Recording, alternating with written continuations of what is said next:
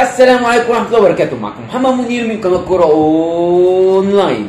النهارده يا جماعة جايبين فيديو شيكابالا، مش فيديو شيكابالا، بيان شيكابالا ردا على رئيس نادي الزمالك. طب هو رئيس نادي الزمالك عمل إيه؟ رئيس نادي الزمالك عمل إيه؟ طبعا لخبط في شيكابالا واضرب الظالمين بالظالمين واخرجنا منهم سالمين. ما هي الدنيا كده. مرتضى منصور ابتدى يدب في مين؟ في شيكابالا. شيكابالا ايه؟ ابتدى يفضح مرتضى منصور، وده لصالح مين؟ الرأي العام. تعال نسمع كده، هنقول بيان شيكابالا، بس قبل ما نقول بيان شيكابالا نسمع مرتضى منصور قال على شيكابالا ايه؟ السفر تمام، وانه اعلام ليه ما رضيش يحضر علشان مستحقات اللعيبه. لا، لو شيكابالا فعلا الكلام ده انت بتسيء شيكابالا، مش بتسيء انا. ليه بقى؟ لان شيكابالا احنا عاملين ندور على $1,450,000 عشان لما سبت النادي بتاع سبورتنج ندفعهم عشان الخدمه، بسبب الغرامه بتاعتك. ده واحد. اتنين، انت ما قلتش كده، انت قلت انا ابني عيان. انا اعرف انه اللي بيحب النادي ما يتمردش، ما يلمش اللعيبه ويعمل اضراب الصبح مش هنزل. وعبد الواحد السيد موجود، وكان تحذير مني واضح على بيسموه ايه؟ الجروب. تمام؟ الساعه 4 اللي مش هيجي التمرين النادي مش عايزه. الكابتن كبير، وخليك في نظرنا كبير، خليك في نظرنا كبير. اللعيبه لها مستحقات، طبعا لها مستحقات. للاخ ده اصل انا ما رضيتش احضر حضورك زي ما عدم حضورك تمثيل لنفسك. انت كابتن الفريق وعندنا 100 كابتن بعديك، وانك انت بنفرض عليك تعتزل. لا، اللي هيقول لك تعتزل هذا الرجل، واللي بيلعبك هذا الرجل. لو انا ليا مزاج ما تلعبش هقول له ما تلعبوش. لو ليا مزاج اقول له ما تلعبوش، مش هيلعبك. طبعا شيكابالا حس ان في غدر في الموضوع، وبيطلعوا ان هو بيشيله كل حاجه، الغرامه والوقف، وانت مصاحب ممدوح عباس وحبايبه قبل كده برضو في كلام مرتضى منصور. فراح شيكابالا قال لك لا بقى، احنا نرد بالقوي، نرد بالقوي. نشوف كده بقى البيان قال ايه.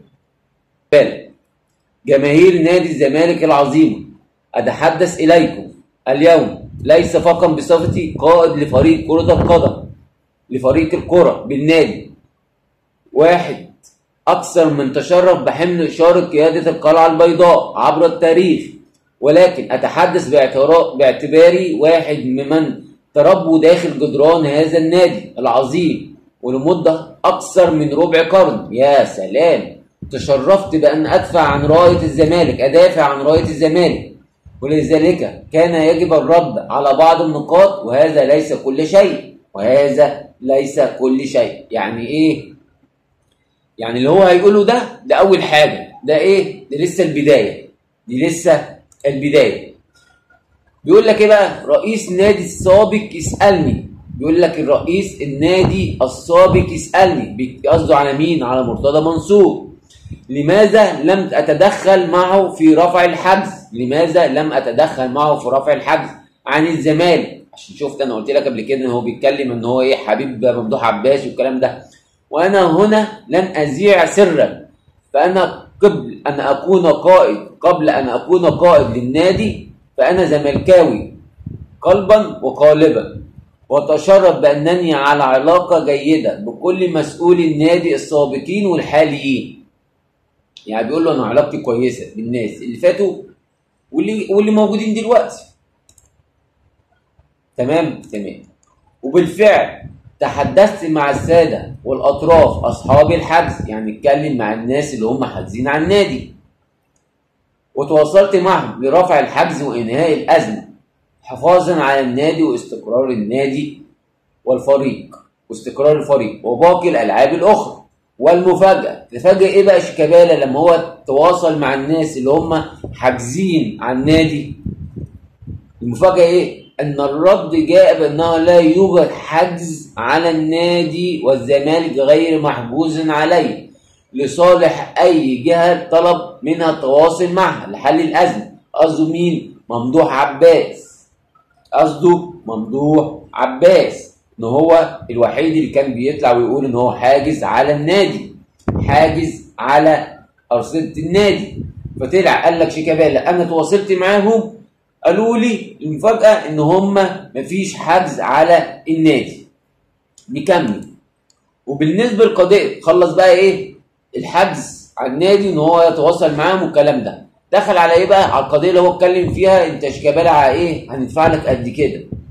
بالنسبه لقضيه سبورتنج لشبونه، فالنادي تعاقد معي من صفوف سبورتنج لشبونه عام 2016. عام كام؟ 2016. مقابل كام؟ 650,000 دولار.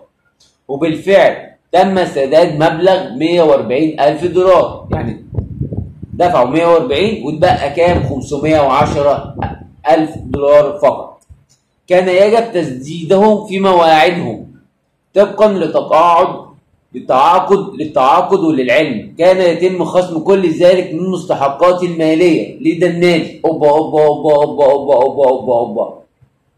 يعني الفلوس اللي هم دفعوها دي كانت بتتخصم من مرتب شيكابالا، كان يتم خصم ذلك من مستحقات الماليه لدى النادي. يعني الحاجات دي كانت بتتخصم منه، ولكن بسبب التقاعس في التسديد وغرامات التأخير أصبح المبلغ الإجمالي المطلوب من النادي أكبر بكثير. يعني بسبب التقاعس إن هم ما دفعوش وكسلوا إنه يروحوا يدفعوا أو نفضوا بمعنى أصح، إيه اللي حصل؟ المبلغ كبر. وفي ذلك الوقت إذا كان تم سداد المبلغ في موعده، يعني لو كان دفعه في الموعد بتاعه اللي هو كان موعده 510,000 دولار، وبحساب سعر الدولار وقتها كان 7 جنيه و83 قرش، كان ما يعادل 3,900,000 جنيه. يعني الزمالك لو كان دفع ساعتها الغرامة في ساعتها كان يدفع 3,900,000 جنيه.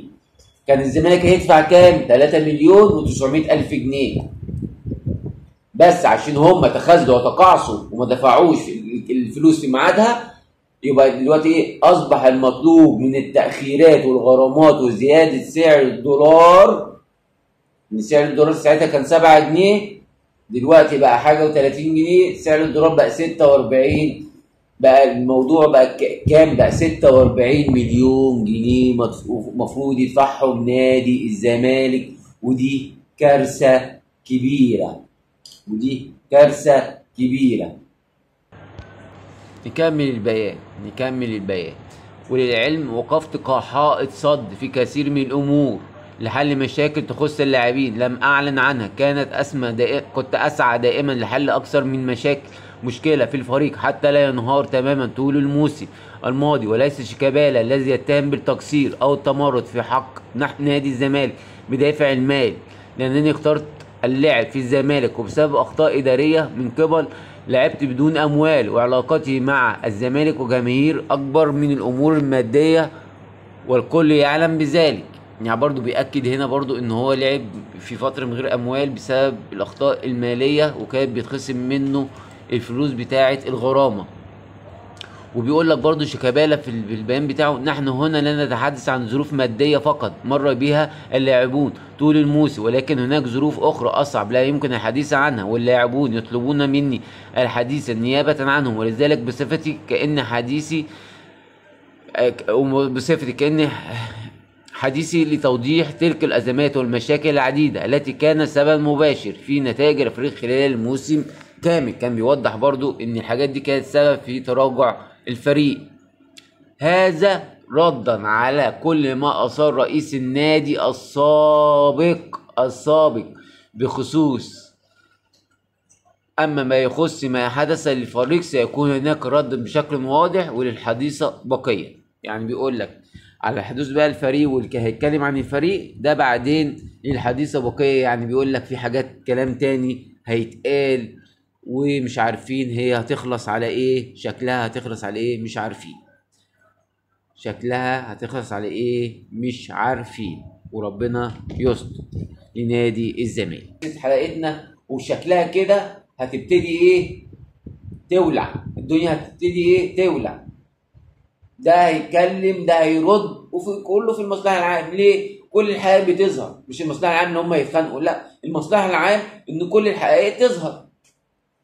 كل الحقائق تظهر. وكده يا جماعه تكون خلصت حلقتنا، وما تنساش اللايك والاشتراك عشان نضم كل جديد. سلام.